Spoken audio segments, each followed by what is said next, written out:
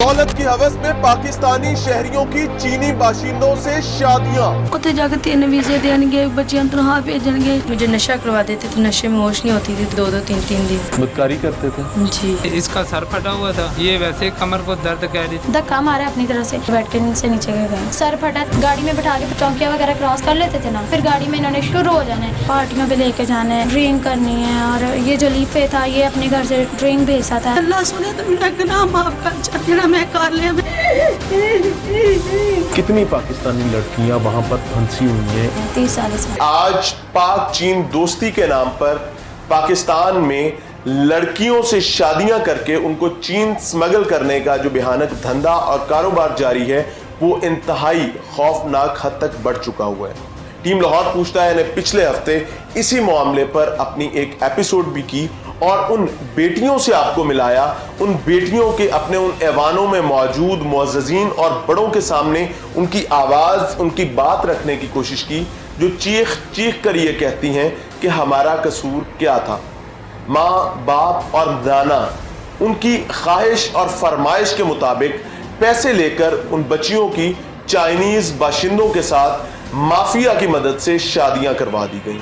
उसके बाद बदकिस्मती ऐसी फैली कि बगैर पेरेंट्स को बताए उनको लाहौर से इस्लामाबाद शिफ्ट किया गया। इस्लामाबाद ले जाकर उनको बेहतरीन किस्म के 5 स्टार फैसिलिटीज़ वाले अपार्टमेंट्स में ठहराया गया और रातों को अनफॉर्चुनेटली पार्टीज़ में इस्तेमाल किया जाता रहा। बदकिस्मती की बात यह थी कि वो पाकिस्तानी बेटियां अपने ही वतन अजीज में, अपने ही कैपिटल में हर रात इसलिए बिकती थीं कि कहीं चाइनीज बाशिंदे और उनके बाअसर कहलाने वाले माफिया के पाकिस्तानी साथी उन बच्चियों के वालिदैन को नुकसान ना पहुंचाएं। और अनफॉर्चुनेटली दोनों बच्चियां माइनर्स थीं, दोनों बच्चियां 18 साल से कम उम्र की थीं। आज इस मामले को लेकर हमारे साथ मौजूद हैं मिनिस्टर ह्यूमन राइट्स और माइनॉरिटी अफेयर्स को भी यही देखते हैं, एजाज आलम ऑगस्टीन साहब हमारे साथ मौजूद हैं। Sir thank you very much आपके वक्त का। रहनुमाई फरमाइएगा कि क्या रियासत की ये जिम्मेदारी नहीं है कि हर बेटी महफूज हो? बिल्कुल, ये आपने दुरुस्त कहा कि रियासत की तो डेफिनेटली जिम्मेदारी है कि हर जो शहरी है उसकी जान और माल और उसकी इज़्ज़त की रखवाली करे। लेकिन मैं आपको एक बात करना चाहता हूँ कि जब तक इस दुनिया में लालच मौजूद है, लेकिन कई जगहों पे स्टेट भी काम नहीं कर सकती। जब आप खुद एक कमिट कर लें अपने आप को तो कि हमने खुदकशी करनी है, तो उसमें देखें रियासत के पास कोई ऐसा मैकेनिज़्म नहीं होता कि आपको रोक सके। तो बुनियादी बात यह है कि इस सारे वाक़यात में जब घर वाले ही लालच उनके आ जाए, जब पेरेंट्स कहें कि हमने अपनी बच्चियों को बेचना है, तो फिर बताएं रियासत वहाँ क्या कर सकती है। बिल्कुल ठीक कह रहे हैं। अनफॉर्चुनेट सिचुएशन है कि पेरेंट्स की जिम्मेदारी बहुत बढ़ जाती है। एजाज साहब रहनुमाई फरमाइएगा कि क्रिश्चियन कम्युनिटी, हमारे मसीही भाई, हमारे वो भाई जो पाकिस्तान के मामले में जब कभी भी बात होती है हमेशा हरावल दस्ते में शामिल होते हैं। क्रिश्चियन कम्युनिटी में ये मामला इतना ज़्यादा पेनिट्रेट क्यों करवा दिया गया?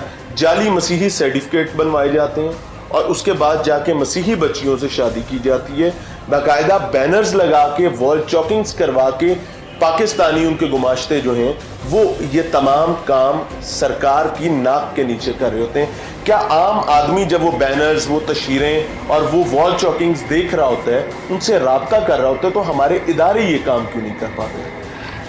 देखिए, ऐसा है कि 2018 नवंबर 2018 में इस बात की कुछ दोस्तों ने आकर निशानदेही की।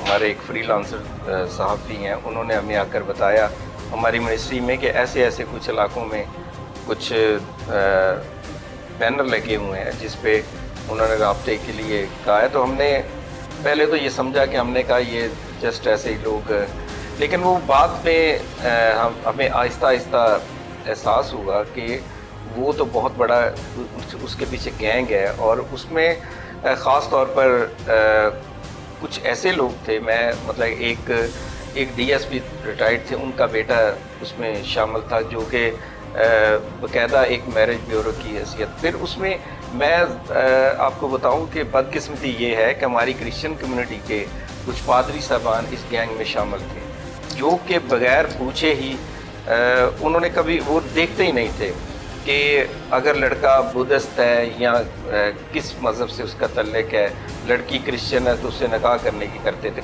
किसी उससे सिर्फ पैसे लेने के लिए, सिर्फ पैसे लेने के लिए। और इस काम में असल में बात ये थी कि इस काम में सारे एक दूसरे को खा रहे थे। अगर वो उनके साथ कॉन्ट्रैक्ट करते थे सपोज़ 4 या 5 लाख में एक बच्ची का, तो वालिदैन को 2 लाख देते थे, बाकी सारे वो मिडल मैन्स और पादरी और सारे मिलकर इसको इस्तेमाल करते। तो ये जो ही हमें इस बात का पता चला, हमने कोशिश की, पहले हमने गुजरांवाला में ये रेड कराई, तो वो जो ये गैंग के लोग थे वो दीवारों ऊपर छत से फलांग के भाग गए, तो कुछ ना मिल सका। लेकिन हमें उस वक्त ये पता नहीं चल रहा था कि ये ह्यूमन ट्रैफिकिंग जो हो रही है, ये इसका सर्कल कितना बड़ा है। हम तो इसको 1-2 केस समझ रहे थे कि गली मोहल्ले में मामला, लेकिन जो हमें इत्तलात आती गई तो हमें एहसास हुआ कि ये तो बहुत बड़ी कोई माफिया काम कर रहे हैं। अब हम इस चीज़ को रियासती सतह पर ये समझते हैं कि ये ह्यूमन ट्रैफिकिंग है? देखिए, अभी तो मैं आपको बता दूं कि अभी तो ये बिल्कुल ही जो है ना, जब से FIA हरकत में आई तो बल्कि एक बच्ची का मैं वाक़या बताता हूँ। हमने बड़ी कोशिश करके उसको इस्लामाबाद एयरपोर्ट से उतार लिया। जी बिल्कुल ठीक है, याद है। हाँ जी, और उतारने के बाद बदकिस्मती ये हुई कि अगले दिन वही बच्ची कोर्ट में स्टेटमेंट दी आई कि मैं अपनी मर्ज़ी से जा रही हूँ। आप देखें, वहाँ पे रियासत कुछ नहीं कर सकती। और ऐसे देखिए, अभी भी हमने जो FIA की टीम जो फैसलाबाद की थी, हमारी जो वहाँ पे ह्यूमन राइट्स की टीम थे, उन्होंने साथ मिलकर एक बहुत बड़ा 2-3 जगहों पे लोगों को पकड़ाया, बल्कि एक तो शादी हो रही थी वहाँ पर जाकर रुकवाए। हाँ जी, रुकवाए। तो उसके बाद पकड़ाए, फिर यहाँ पे डिवाइन गार्डन में उनका बहुत बड़ा यहाँ पे गढ़ था लाहौर में, यहाँ से पकड़ाए। लेकिन अब देखें, हम जब अदालत को उनके पास FIR हुई, वो उनको जो चाइनीज़ लड़के थे उनको अंदर हवालात में रखा, जेल चले गए, जुडिशल हो गए। लेकिन उसके बाद ही उन्हीं लड़कियों ने दोबारा आके फिर अदालत में स्टेटमेंट दे दी और वो फिर रहा हो गए। क्या होता कुछ इस तरह तो नहीं है कि दोबारा से जब प्रॉब्लम में चाइनीज़ जाते हैं तो दोबारा से पैसा फेंका जाता है उस माफिया की जानिब से, दोबारा पेमेंट्स दी जाती हैं और पैसे लेके? बिल्कुल, यहाँ सिर्फ चाइनीज़ को ये तकलीफ हुई है इस वाक़े में कि उनको 2 दफ़ा पैसे देने पड़े हैं। तो जब तक देखें इस दुनिया में ऐसे वालिदैन जो अपनी बच्चियों को बेचते हैं, उनके पैसे कमाते हैं, तो फिर मैं और आप, हम चाहे कितनी अवेयरनेस दे दें, वो नहीं समझ सकते। बिल्कुल ठीक है। अच्छा सर, हमने प्रोग्राम किया, इस दौरान हमने रेकीज़ भी की, बहुत सारी चीज़ें देखी। एक चीज़ जो इस्टेब्लिश हुई वो ये होती है कि चाइनीज़ बाशिंदे, वहाँ से कोई ऐसे बाशिंदे नहीं आते जो बहुत ही वेल ऑफ होते हैं इस बिज़नेस में। वहाँ से प्लम्बर पकड़ के लाया जाता है, वहाँ से वेल्डर पकड़ के लाया जाता है, वहाँ से कार मैकेनिक पकड़ के लाया जाता है। अभी स्पेशली हमारे वाले केस में एक साहब जो थे वो कार मैकेनिक थे और दूसरे साहब जो थे वो वेल्डर थे, और वो आकर यहाँ पर बेहतरीन पॉश इलाकों में महीनों ठहरते हैं, इस्लामाबाद जाकर 5 स्टार होटल्स में ठहरते हैं और फिर हर दूसरे चौथे दिन पार्टीज अटेंड करते हैं। अपनी बेगमात को पाकिस्तानी लड़कियों से जिनसे शादी की जाती है उनको लेकर जाते हैं। ये पैसा कहाँ से आता है? देखिए मियाँ साहब, इसमें जो अहम बात है, ये जितनी भी बच्चियाँ थी, ये बड़ी ही डिप्राइव सोसाइटी से इनका तल्लुक़ था। ये कोई भी वेल ऑफ फैमिली से नहीं थी, बहुत गरीब घराने से लोग थे। और ज़ाहिरी बात है, उनका लालच, उनका अच्छा। फिर उसके बाद ये बच्चियाँ मुझे मिली भी हैं, हमारे ऑफिस में आई हैं, और मैंने उनसे सारी जो बातें पूछी हैं, और मैंने उनको बताया कि आपका तो उनका कोई, आप चाइनीज़ समझते ही नहीं। तो उन्होंने कहा कि मोबाइल में ऐप की होती है, मोबाइल में ऐप से बातें करते हैं, हम एक डिवाइस वो देते हैं और उसके ज़रिए वो हमारी बात समझते हैं, हम उनकी बात समझते हैं।